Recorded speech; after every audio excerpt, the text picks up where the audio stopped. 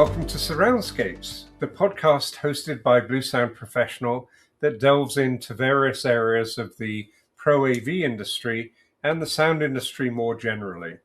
As listeners will know, there are various episodes covering technical Q&A, partner spotlight, case studies, and hot topics. And this really probably fits mostly into the hot topic part. I have Julian Treasure, who's as they say, a friend of the pod. He's been on a couple of times before, here to talk about something very exciting. So Julian and I met at TED many years ago, and this podcast episode is around TED because we get to meet again this year at TED, because Julian came to me with some really exciting news a few months ago. So first of all, welcome, Julian. Thank you, Graeme. Lovely to be back. And tell me what the exciting news was that you told me a few months ago. Well, I think 2 years ago, TED started a process of having some of the sessions guest-curated. Normally, many people don't actually know TED is a conference. There's a lot of people who think TED is just a website. It's a conference. It takes place for 1 week in Vancouver. It's been there for 11 years. Previous to that, LA, and before that, for a long time, Monterey. Next year, actually, it's moving again. It's going to San Diego in 27. So this is the last year in Vancouver. It's a 1 week conference. There are 11 sessions of TED in that 1 week. Each session of TED is 90 minutes long and contains something in the region of 8 or 9 speakers. TED Talks have got a bit shorter over the years. They used to be 18 minutes long, now 10 or 12. So that's possibly a marker of shortening attention spans in the world, generally. Generally, over the years, TED has been curated by Chris Anderson, and then over the last few years, Helen Walters has joined him. So one or other of those two were introducing each session, and they were doing all the profiling and curating of the speakers. But they said, we're going to have some guest curators. So I wrote an email to Helen and I said, what about me doing a session on listening? And she jumped at it. Not surprisingly, given the state of the world at the moment. So I was very honored to be given the opportunity to curate one of the 11 sessions at TED. But the talks from my session will be coming out as TED Talks do. I don't know when. Over the weeks and months after the conference, you'll see them all arriving on TED.com. And so you'll be able to see them all, but not just yet. Mm-hmm. Excellent. Yeah, I can attest to having gone to quite a number now of TED conferences, to the immersive experience of the week, and the fact that listening to 70 or 80 TED Talks in a week alongside all of the extracurricular events and the conversations you have with people is just a remarkable experience. It's I used to joke that 1 week of my life was totally different to the other 51 weeks because everything seems to be possible. Anything seems to be possible. You meet amazing people, you have great conversations, and you're endlessly stimulated. Yeah. So I end up normally at the end of the week, it's hard to remember what my name is. That's kind of the brain mush that I get into. So a little notebook is essential for writing everything down, and then it takes days or weeks afterwards to decompress and get it all in order and put the connections together. There's always so many connections. Yeah, and that's what I do. I've taken to staying at the in Vancouver for a few days afterwards and just kind of summing up my notes, get my head in a place where I can get back to the rest of the world and not be too disappointed by what I'm seeing kind of once I get outside the bubble of TED. But actually, that leads me on to how I met you, what it is that I think that you do. So originally, you were the first person that I knew that talked to business about sound, about speaking, listening, the oral footprint of a business, and the fact that we should use more than one sense, that business uses the sense of sight for everything, and that the sense of sound was important too. And we've worked together on a number of projects over the years, which have been fantastic. And you've moved, I think, more into really mindful listening as being an area of real deep expertise. So can you talk in general about your hopes for this session overall before we get into individual speakers? Absolutely. Well, we have a big listening problem in the world. I often say, I think it's a problem trying to convince people of this, because everybody thinks they're a good listener and almost nobody is. So there's a kind of world in denial here. Mm-hmm. And if you go up to somebody and you say, do you know what, you're a terrible listener, it lands as a terrible insult to somebody, because we all like to think we listen well. But most people collapse hearing and listening.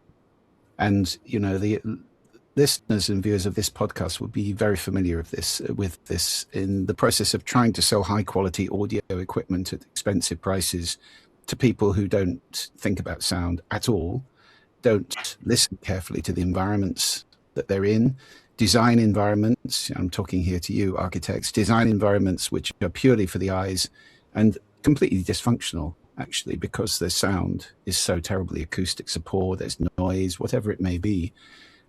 So we have this enormous disconnect in the world. There's a massive hidden problem that people are simply not aware of. And the costs are enormous. I mean, in every way. Health, well-being, you know, by having people in workplaces which are causing them endless stress reactions, cortisol, noradrenaline. You know, we've proved all this with galvanic skin response, with tests and so forth. Noisy open plan offices are just bad for people. And noisy classrooms where you have teachers who lose their voices. There's been lots of legal actions in the US and the UK about that from teachers who've simply lost their voice entirely. And not only that, but we now know that 65 dB, which I'm sure this community knows is not that loud, 65 dB, I have to raise my voice, is the average noise level in German schools, and probably schools around the world now with group work going on. And it is also the level at which continued chronic exposure increases the risk of heart attack, stroke, and many other diseases. So we may well have a situation where teachers are shortening their lives working in that environment. I would be very surprised if that weren't the case. So we're damaging people and we're damaging the rest of the planet. You know, we're having a devastating effect on other animals who share this planet with us by destroying their habitats or making them so impossible to hear each other that they can't mate, they can't make connections, they can't do their normal activities. The US has lost a third of its bird population in the last 20 years, a third. And that's by habitat destruction and also killing all the insects on which they feed. You know, we don't want insects on our crops, so we kill them all and the birds have got nothing to eat. So, you know, these are, and sadly, I mean, I think this one's tragic particularly because it may well be, you know, I have a 4-year-old daughter, you know, by the time she's grown up, she may not have the dawn chorus every morning because birds won't be around. So, you know, we are having a really bad effect through not listening. And of course, in business, it's critical. So we have two big effects of not listening in business. One is miscommunication, where people simply mishear or don't understand or have to check back and so forth. And the other one is disengagement, where people don't feel involved. You know, if you lead people and you don't listen to them, they eventually switch off and they stop having those ideas and trying to contribute, and they just do the bare minimum to get by. Now, there's research recently in the last couple of years which has quantified these two effects.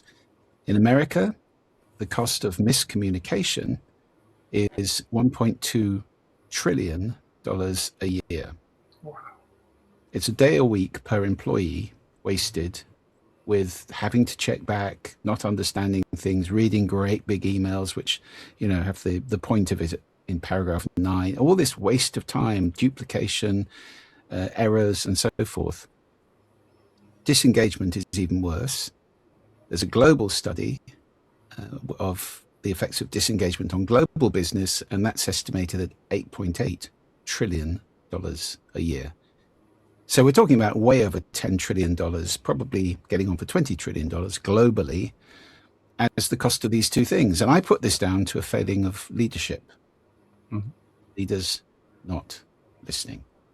We've seen this happen in politics, where people get angry if they're not listened. They don't feel listened to, which is what happened with the traditional politicians. So you get populism rising up, you get leaders coming in saying, I'll sweep it all away, and then getting even more autocratic and not listening to people. So we have a problem there. And in organizations, we have many, many leaders not listening. There's another study that I talk about a lot in my keynotes and workshops, which found that a big study, it was done by LinkedIn, I think, 14,000 employees, only 1 in 12 said that their leader listened very well. So 11 out of 12 leaders don't listen very well. And the result is miscommunication, disengagement, and so forth. And I think that's, it's partly the job. You're supposed to know stuff and tell people stuff, aren't you, if you get very senior? And it's partly ego, because listening is inherently humble. What you're doing to me at the moment, I'm very grateful for it. It's giving me your attention. You're effectively saying, Julian, you're more important than I am at the moment. And big wig leaders have more of a problem with that than most people. So there's this kind of outbound emphasis in leadership, much less inbound emphasis, and it's having a catastrophic effect. So, this is the backdrop. This is the bad news. We don't teach children how to listen in schools. We live in environments which are noisy and difficult, and we collapse. Most people don't even realize listening is a skill, which it is. So when I got the opportunity, this is the kind of case I put to Helen at TED, Helen Walters, the curation, the director of curation, I think is her job title. She's in charge of who says what at TED really now. And so she jumped at it. And I am so excited to have put together a session which focuses on the importance of listening. And really, it's right in line with my purpose in the world now, which is to regenerate the world's listening. So that's really interesting, Julian. Before we actually go into your talk, can you tell us about the book that you've just published as well? Because that sums up a lot of this. And we've talked about it in a previous podcast, but I think it's now out in the UK and is coming out soon in the US. Is that right? It's out in both, actually. We'll have US copies there at TED. We'll be doing some signings, but yes, it's available in both countries. It's called Sound Effects with an A, and it is a plea to listen in a world that's forgotten how. And it goes through the 4 classes of sound. I say 4. I'm using Bernie Krause's original taxonomy, which is geophony, the sounds of the planet; biophony, the sounds of living things apart from us; anthropophony, the sound of us. And I've added a 4th one, actually, in my book, which is cosmophony, the sound of the universe, because there's plenty of that. So it's got all of that in it. It's kind of a tour of the wonders of sound, and also some stuff about sound that many people won't know unless you're, really, really into the subject. And I do find, actually, even people who are really into the subject are very often siloed. Acousticians don't spend much time talking to live sound engineers, who don't spend much time talking to, audiologists and so forth. So there's a lot of discontinuity. A lot of people have partial understanding of the amazing nature of sound and what it does to us, but very few people have a kind of holistic view. And that's really what the book is trying to do. Yeah, I think I've read the book. I think it's wonderful. I encourage people to go out and buy it. It's a fabulous read, particularly for people like us to whom sound is really important. So let's dive into the actual speakers that you've got lined up. I'm excited to be able to hear them in Vancouver. But you start off your session with Mark Whittle. Tell me about him and what he's going to be talking about. Mark's a professor of, I think he's an astrophysicist, I think is the right term for him. And he has made particular study of, now this is going to tax the limits of my scientific understanding, but I think they're called baryonic acoustic vibrations or something in that region. In the very beginning of the universe, just after the Big Bang, the first 400,000 years, as there was this incredible inflation of space going on, you had originally a kind of super hot, very dense plasma.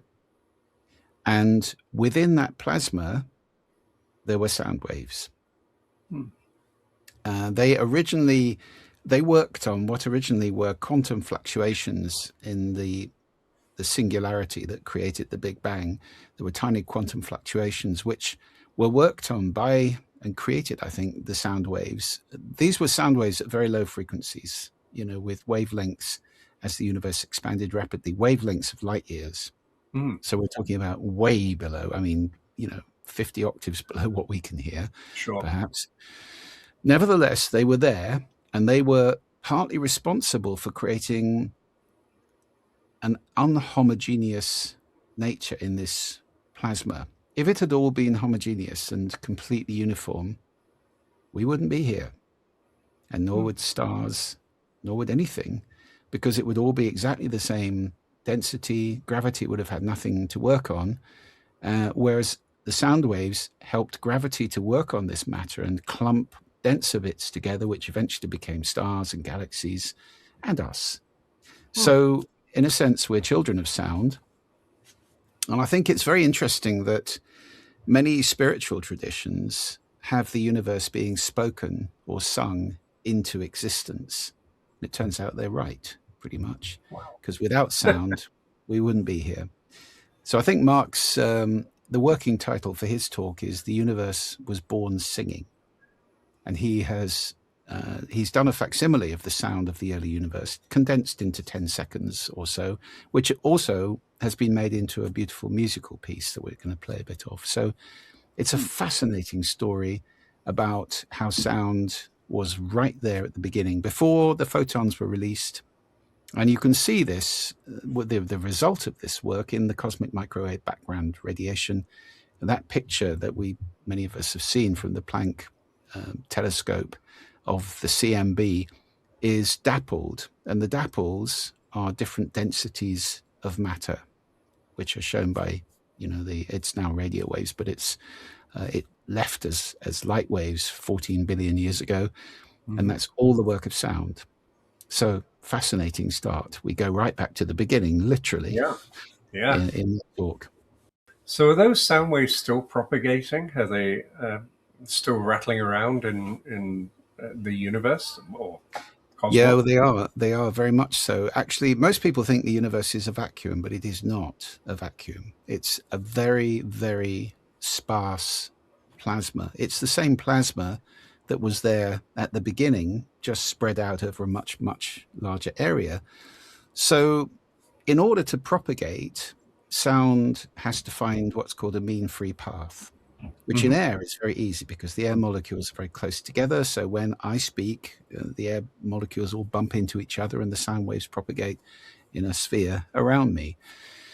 Well, that doesn't work very well in space. So it's certainly true to say in space nobody can hear you scream, not a human person, because the particles, if you take a square meter of space, there's almost nothing in it. The key is the word almost. It's not nothing. And if you're a sound wave with a wavelength of, 50 or 100 light years, one wave, then the mean free path is perfectly doable. Even if you've only got an atom every meter or two, it's fine. You can make that work. So there is plenty of sound in space. It's all just very low frequency. And of course, in denser regions of space, I often in my keynotes, I play a very spooky sound, which is the sound of a supermassive black hole at the center of the Perseus galaxy cluster, which NASA have pitch shifted up 50 octaves. Now, this is real sound because that black hole is vibrating a cloud of gas around it. And that's, it's proper sound. It's just being propagated through gas, like my voice is right now, but it's very low frequency. If you pitch that up 50 octaves, it is very spooky. the sound of a black hole. Mm-hmm. So there's lots of sound in space. Stars ring like bells. There's sound. There's now a whole science called helioseismology, where people are listening to the sound of stars, which all have individual notes and harmonics. Mm-hmm. And they tell us a lot about what's going on inside the stars. So, yeah, space is not silent. Wow. Well, that sounds like a great kickoff to the whole session. The next speaker on, and I'll probably butcher some of these names, I'm sorry, is I think Emily Casriel. Yes, Emily Casriel, I think she pronounces it. Emily was a BBC journalist too. I actually met at the same TED event that we met at, TED Global in Oxford. Mm-hmm. Emily was there and I met her then. And she's gone on since then to research and work in what she calls deep listening. And she wrote a book, which is a lovely book called Deep Listening. And her form of deep listening is working in areas where people are conflicted or where there are, big social differences, where there are prejudices, where people are finding it difficult to get on. And she works through that, helping people to understand a very important truth, which is the truth that Emily reveals in her talk, which is that listening is not agreeing. Many people have those two things collapsed, and it causes a lot of problems in the world because, I won't listen to you, Graeme, because I think what you're saying is rubbish. Well, that doesn't work. I need to listen to you and understand that for you, it's not rubbish at all. It's your truth. Mm-hmm. And once we get to that, the world becomes a much less conflicted place. So that's what Emily will be talking about. That's interesting. So, I often try to listen to people and really understand where they're coming from, in a way to see whether what I believe in is actually true. And I'd like to believe that all of my beliefs are somewhat malleable, that if someone can persuade me that what I've been thinking about for my whole life is wrong, then I'd be prepared to change. That's a philosophy I hold dear, and I always think about maybe even on my deathbed being changing a fundamental belief. But you're saying, as well as that, just even if you don't believe, you're not going to agree with that person, understanding that it's their truth and that that's a very valid thing to have.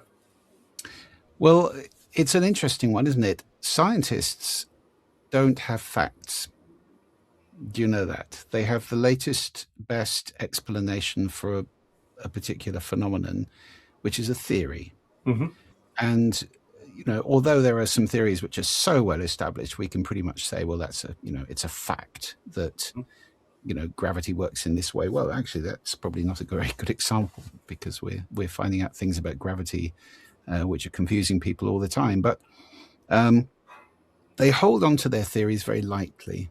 Mm-hmm. And in fact, good scientists are delighted if their theory becomes misproved or disproved, because it means that they've got to search for another one, a better explanation. And that is science. Mm-hmm. It wouldn't move forward very far if everybody held on to their theory and refused to accept any other explanations. So I have a good friend who writes a Substack called Everything is Interesting. And his version of that was to say, wouldn't it be lovely if we held our opinions in that way? Mm-hmm. Which is what you're saying, Graeme. That is a very light way to hold, here's my current opinion, and it is my opinion until a better one comes along. But unfortunately, most people don't do that. And we have an epidemic of being right and making people wrong. So there's it's a huge problem with listening in the world, that people fantasize that there's this zero-sum game all the time. If I'm right, you're wrong. Well, actually, no. Two people can have very different views and both be right. Mm-hmm. Because they have different perspectives, different experiences, different, life up to this point, different values, attitudes, beliefs, intentions, expectations, emotions, assumptions, all sorts of things will color the way that they are thinking. Mm-hmm. And therefore, there's always something to learn. Mm-hmm. And I talk about, 4 C's of effective listening: being conscious that you're doing something because it's work, being committed to doing it because it's a skill that you can improve, being compassionate, and that is seeking to understand the other person, not diss them or tell them they're wrong, and also curiosity, because there's always something to learn, and it may be that your opinion wasn't the right thing.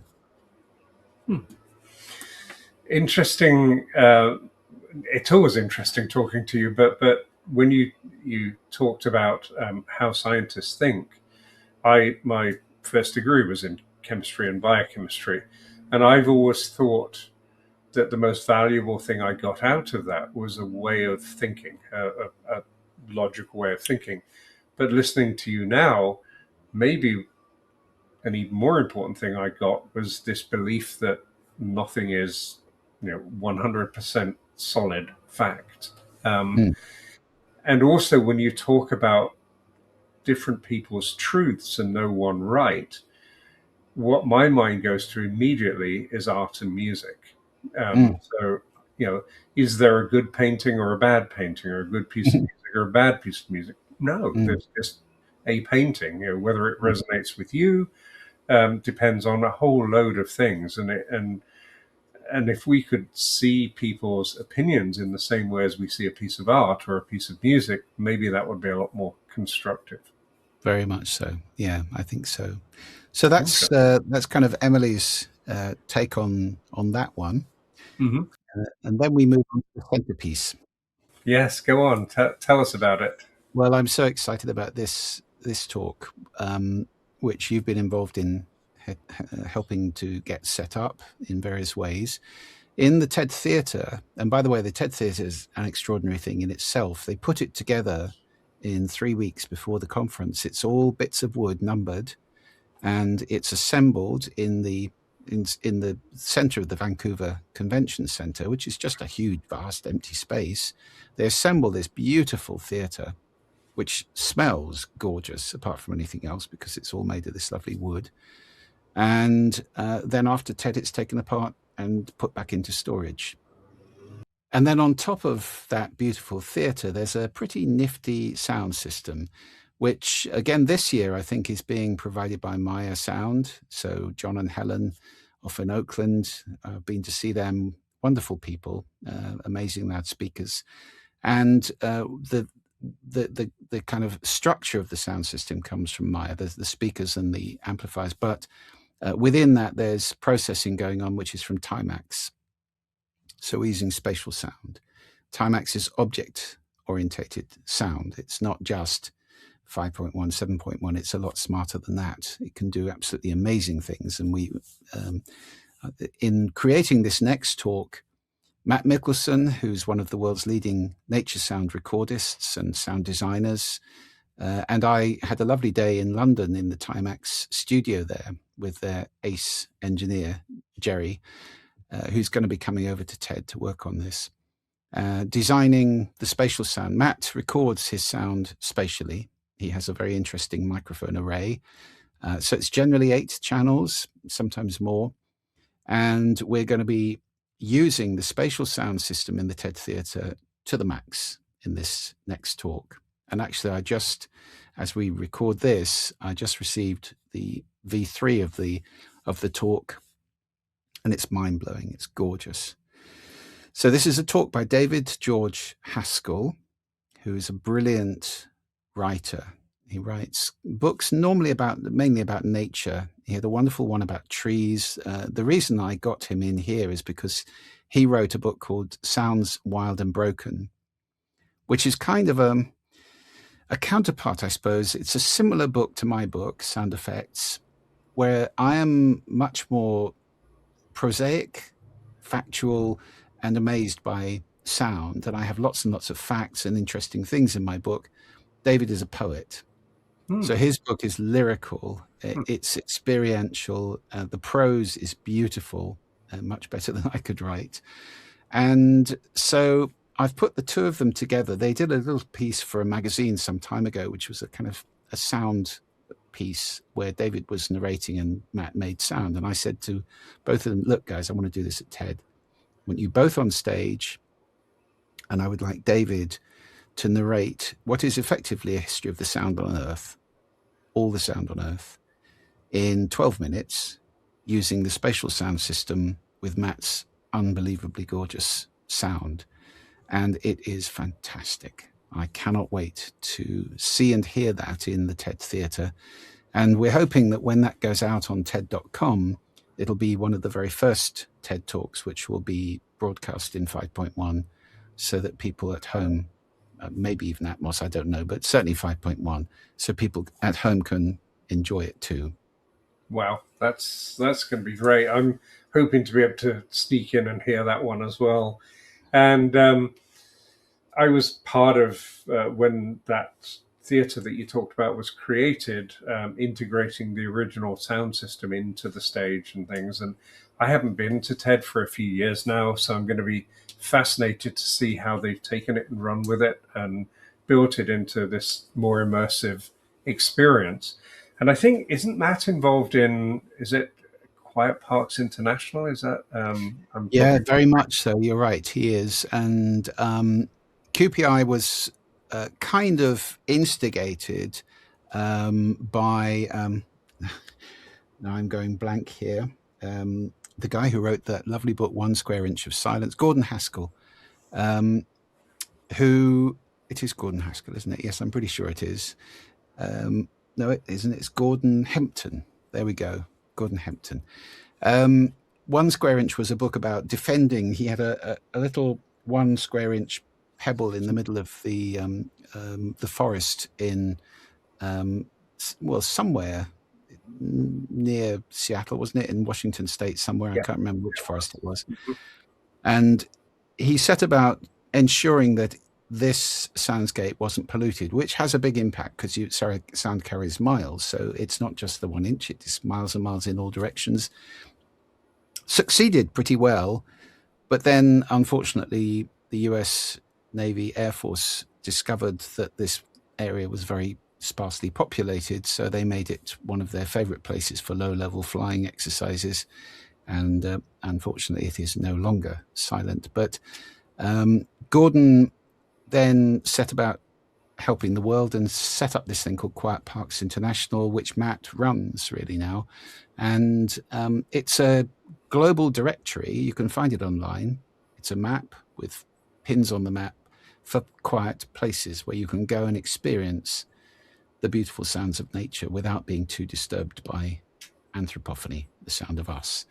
Mm-hmm. So it's really worth checking that map out. You can also contribute. You know, I've made one up here in Orkney at Rackwick Bay on Hoy, which is beautiful, and you can contribute further pins on the map. So as it develops, hopefully it'll become a really valuable archive of all the quietest places in the world.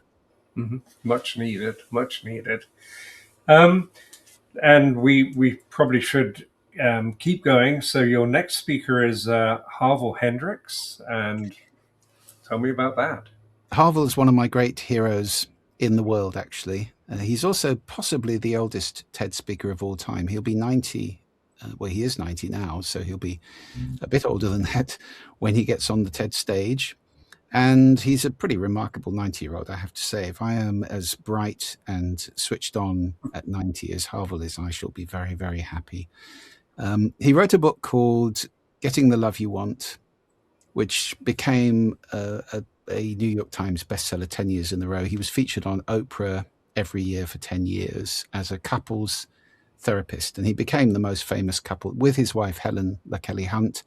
They were the most famous couples therapists in America and probably the world, and they had millions of people around the world doing their work, which is called imago therapy.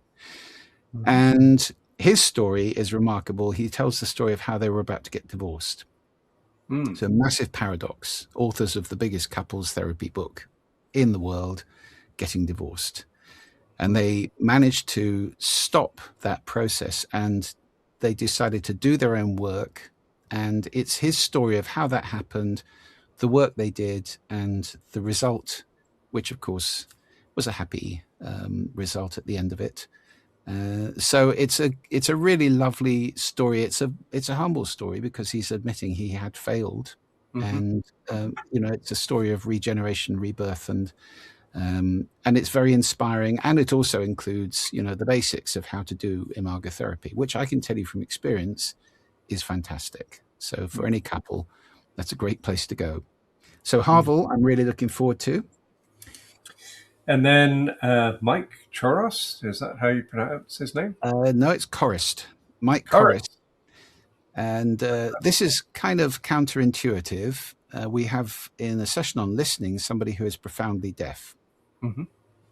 And he's had cochlear implants from the very early days of that technology, when goodness knows what he was hearing, but it wasn't what you or I were hearing. But the implants have got better. He's got all of this electronics in his head now, firing messages to his brain through synthetic kind of nerves. The talk by Michael is really charming, because he's fundamentally saying his journey to hearing taught him something very important about listening, which we can all learn from, which was to listen with the whole of him to the whole of somebody else. Before that, he'd been kind of obsessive about decoding phonemes. So it was the elements that he was focused on. But when he finally understood that, as he says, listening is a moral act, and it's an act of love, if you listen to the whole person with your whole person, you get a much deeper resonance and much greater understanding. So that's Mike. It's a lovely talk. And then the Gardner brothers? Yes, late arrival, just parachuted into the session last week, actually, and I'm so excited. If you look them up on YouTube, they are gobsmacking. They are amazing. A pair of lovely guys from Dublin, Irish dancing, we're talking here. So tap dancing at the highest level. And I am so excited to watch them. So they talk with their feet, and we'll be listening to a different language for their short part of the session. It's the musical act in the session. Oh, wow. I didn't know that was what that was all about. I'd be fascinated to watch and listen to that. And then I think I'm going to let you pronounce the name of the next speaker yourself, because I know I'll butcher it. Hiba Zazas. Hiba's an amazing woman. She's Palestinian by birth, now lives in Switzerland, and works at the highest level in the UN on peace. And obviously, she spent years avoiding her region and working in all sorts of different conflict zones and bringing peace. And she became very familiar with the kind of what she calls we have commercialized peace. We've created a process that everybody knows about, and it works for a while, but very often it breaks down. A few years later, conflict resurfaces. And she spent a long time trying to work out why this is. And she has created a process now which is counterintuitive. Instead of trying to get people to understand each other, when you've got a conflict that's so deep-seated, as, for example, the Palestine-Israel conflict has become, you have entrenched hatred. You have very, very solid and immutable judgment of the other side. And she's found that the access to solving this is to listen for self-interest and to be clear about self-interest on both sides, because even there, the self-interest actually coincides. So to have a demilitarized Palestine and, security for Israel, it's the same thing. And they all want that. So once you start to listen to the other side's self-interest and be clear about your self-interest, then the kind of judging and enmity gets set aside, because you can actually define a process that moves you towards what you both want. And that's what she's talking about. She's an incredible person, and we're very honored to have her coming over from Geneva to talk. Wow. And having to follow her is Susan Burton. Well, equally amazing woman. Susan had a very tough upbringing in the least favorable bits of LA. And at I can't remember what age she was, but her son was 5 years old and was hit by a car and killed. So that grief, on top of everything she'd been through up to that point in her life, tipped her over the edge. She fell into alcoholism, drug addiction, and then was sent to prison over and over again for years and years. There was little mercy in the judicial system for people like her. As she says, other parts of California, people would get sent to treatment, go to AA, here's a chit and so forth, but not where she came from. And she went one time when she came out, she did go to a treatment where she went to a 12-step recovery group and found recovery there when people listened to her. Nobody had ever listened to her before. And in the rooms of recovery, there's this kind of sacred listening, which is non-judgmental. You sit down in a room, you say what your truth is, and people say thank you, and that's it. There's no you're wrong or that's stupid or no judgment.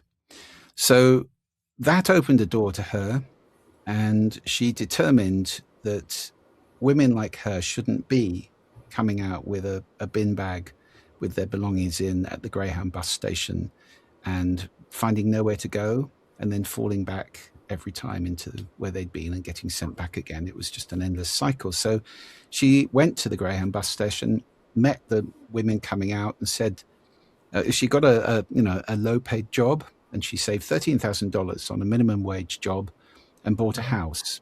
You could do that in those days.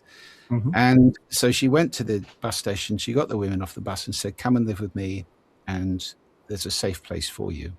And they ended up with this house where everybody cooked and worked. They got jobs, they contributed, and she managed to replicate that model over and over again in Los Angeles, and then formed a much bigger kind of network of women, which has now got, I think they're working in 20 states in the USA, also 3 other countries, where they're doing exactly this. They're giving women who are coming out of prison in this cycle a new hope, a new way of life. It's called A New Way of Life, actually, her organization. She wrote a lovely book, which was a bestseller, and she is an incredible person.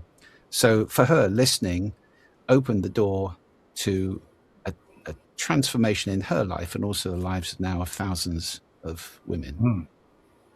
Wow. And then finishing it all off is John Lloyd. Yes, well, I'm going to introduce him as a British national treasure, which he'll hate. But he is.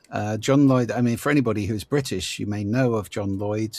He was involved, he was the producer of some of the greatest comedy programs British television has ever enjoyed. Blackadder, and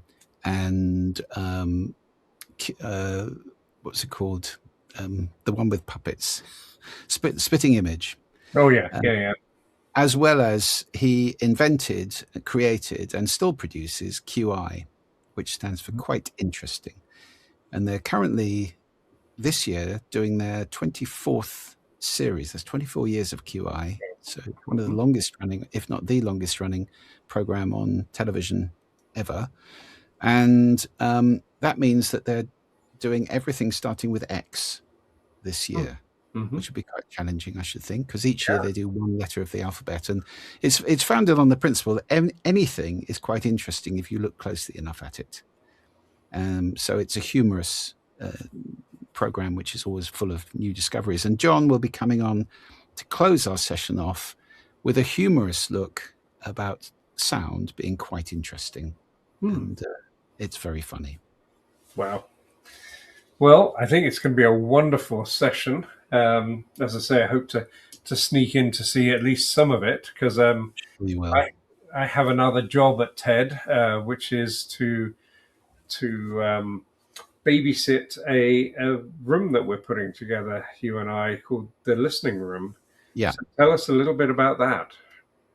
Well, I wanted to give people a kind of conference-long experience that they could enjoy. So I proposed this to TED and they went for it. So we've got a room that you're going to enjoy being in, and I know, Graeme, and you're kitting it out with Bluesound kit, which is going to be playing beautiful sound from Moodsonic, which is very appropriate because of your new partnership with them, which makes me very happy because I was involved in birthing Moodsonic years ago. And so people will be able to come and sit in this room, which will be done up with lovely muted colors, muted lighting, bean bags, comfy places to sit, just crash and listen to gorgeous biophilic generative soundscapes.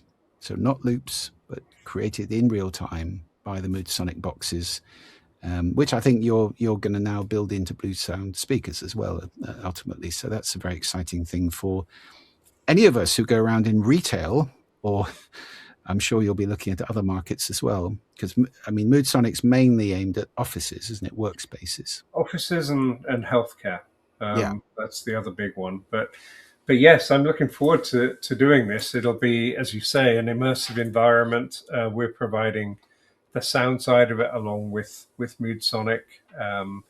It will be generative soundscapes throughout the day, never repeating. TED are going to complement that with, as you mentioned, lighting, draperies, beanbags and things.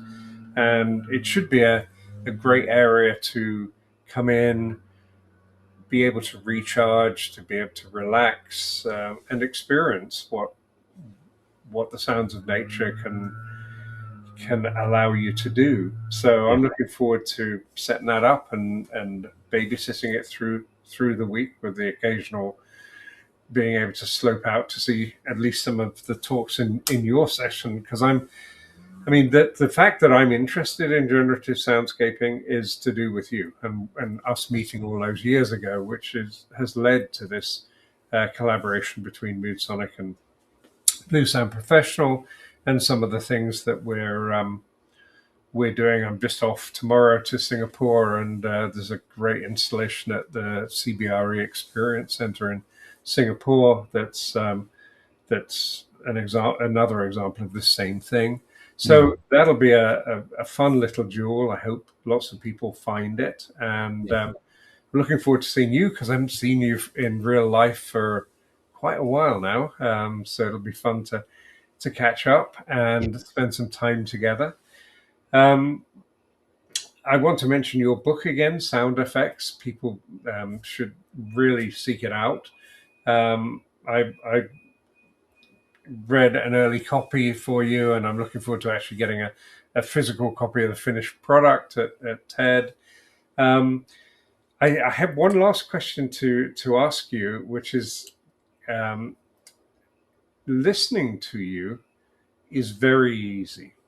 So as I've been sitting here over the last hour and listening to the talks you've done before and our conversations before, it's very, very easy for me to be pulled in and fully immersed in what you're saying. And that's not always the case with people. So can you talk a little bit, to finish off with, about how you managed to do that? Yeah, the other side of the coin. Well, I mean, there are 4 things I focus on now. Listening is number 1. Speaking is number 2. Presenting is number 3. And then soundscaping is number 4. Intelligent use of sound in business. I still do that, even though I don't run the sound agency anymore, but I'm still consulting on that from time to time. Now, the interesting things in numbers 2 and 3, my TED Talk on speaking has been seen by 5 times as many people as my TED Talk on listening. So everybody's keen to be heard, but not so bothered about listening because they think they do it and they don't.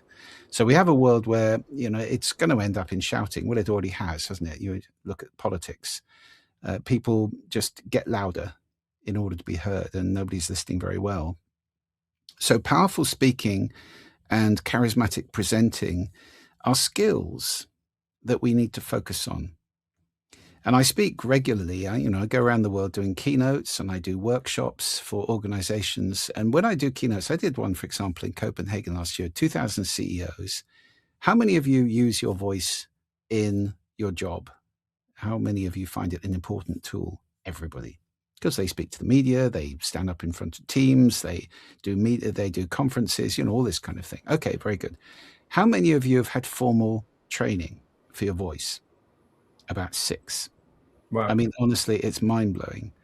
So, I said in that TED talk, the human voice is the instrument we all play. Would you get on stage at Carnegie Hall to give a piano recital having never had a lesson or done any practice?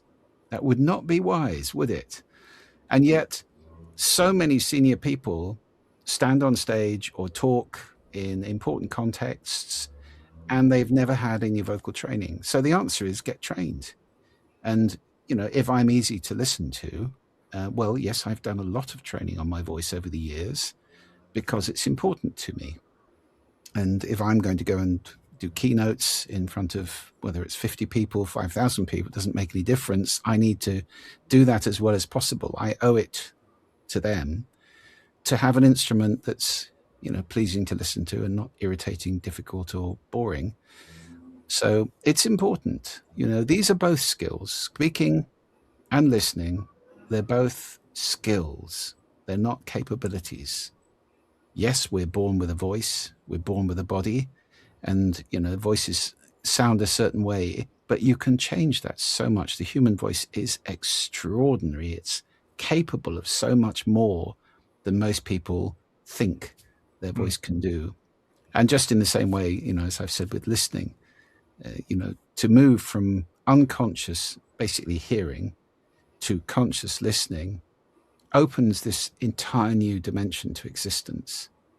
And that's my main mission.